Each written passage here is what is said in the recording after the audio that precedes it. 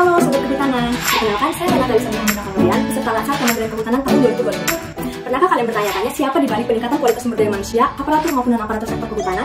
Atau siapa yang memastikan kita punya SDM unggul untuk menjaga kelestarian alam? Jawabannya ada pada sebuah institusi penting, yaitu Balai Penyuluhan dan Pengembangan Sumber Daya Manusia. Dan dia itu merupakan tempat saya bekerja dengan wilayah naungan wilayah 1, Aceh, Sumatera Utara, dan Sumatera Barat. Balai P2SDM wilayah 1 ini sendiri berlokasi di Pematang, Siantar. Saya akan menjelaskan profil singkat dari Balai Penyuluhan dan Pengembangan Sumber Daya Manusia berdasarkan Peraturan Menteri Kehutanan Nomor 9 Tahun 2025 tentang SOTK BP2SDM. BP2SDM adalah unit pelaksana teknis yang berada di bawah Badan Penyuluhan dan Pengembangan Sumber Daya Manusia yang bertujuan untuk mendukung kinerja Kementerian Kehutanan melalui penyiapan SDM yang unggul dan kompeten dalam pengelolaan kehutanan secara lestari. Balai ini mengemban fungsi vital yaitu melaksanakan penyusunan perencanaan pelatihan dan pengembangan kompetensi SDM di bidang kehutanan serta melakukan pemantauan dan evaluasi hasilnya. Singkatnya, kami menjadi jembatan dalam mencetak SDM yang kompeten untuk mewujudkan apa yang disebut sebagai Forestry Human Excellence. Untuk menjalankan tugas dan tujuan yang besar tersebut, Balai P2SDM wilayah 1 ini memiliki struktur organisasi yang terbagi dalam beberapa fungsi utama yang dipimpin oleh seorang kepala balai dengan beberapa unit kunci seperti yang pertama, subbagian tata usaha. Unit ini adalah unit administratif dalam memastikan roda organisasi berjalan lancar. Yang kedua ada seksi penyelenggaraan pelatihan. Dan yang ketiga adalah seksi penyuluhan. Dan yang keempat ada jabatan fungsional dan pelaksana. Dan saya sendiri berada di bawah struktur subbagian tata usaha pada divisi keuangan. Yap, sesuai dengan jabatan saya yakni analis pengelolaan keuangan APBN ahli pertama. Analis pengelolaan keuangan APBN ahli pertama berperan dalam merencanakan, melaksanakan, memantau, dan mengevaluasi pengelolaan anggaran agar penggunaan dana APBN di satuan kerja tepat sasaran, efisien, dan akuntabel. Tugas pokok dan fungsi seorang APK APBN ini sendiri meliputi perikatan dan penyelesaian tagihan, pelaksanaan perintah pembayaran, dan analis kelaporan keuangan instansi. Dalam kesehariannya, saya membantu menghadirkan layanan keuangan yang efisien, mulai dari perencanaan anggaran, verifikasi dokumen, hingga penyusunan laporan realisasi keuangan.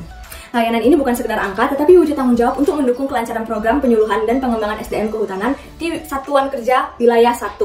Sebagai ASN, saya berpegang pada standar layanan prima berupa ketepatan waktu penyusunan laporan dan dokumen keuangan, akurasi data keuangan dan kesesuaian dengan peraturan perbendaharaan, responsif terhadap kebutuhan dan kendala unit kerja, serta penerapan prinsip transparansi, akuntabilitas, dan efisiensi. Sebagai ASN, saya sendiri telah mengintegrasikan 4 pilar literasi digital Smart ASN di lingkungan kerja BP2SDM saya. Seperti yang pertama adalah digital skill. Dalam pekerjaan harian saya sebagai pengelola keuangan negara, saya telah mengintegrasikan aplikasi dan sistem keuangan berbasis digital seperti Sakti, Digit Kemenq, Omspan, dan DJP Cortex, ataupun juga aplikasi untuk mendukung tata pengadministrasian seperti Srikandi, Simawas, dan aplikasi lainnya.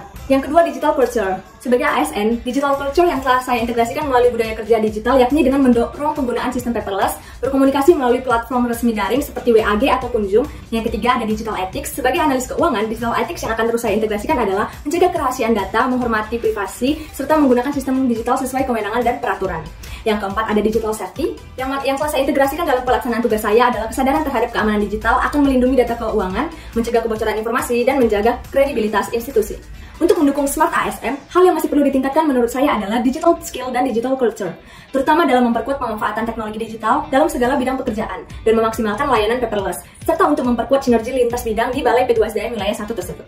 Sebagai langkah sederhana, saya berkomitmen untuk menerapkan komunikasi yang proaktif dan terbuka dengan unit teknis agar setiap kendala anggaran dapat diselesaikan lebih cepat dan pelayanan keuangan menjadi lebih responsif serta berdampak nyata bagi kegiatan di Balai. Yakni dengan membuat checklist harian untuk pekerjaan saya agar lebih teratur dan terjadwal, memaksimalkan penyimpanan digital, dan mengikuti berbagai pelatihan di bidang keuangan agar menjadi lebih berkompeten.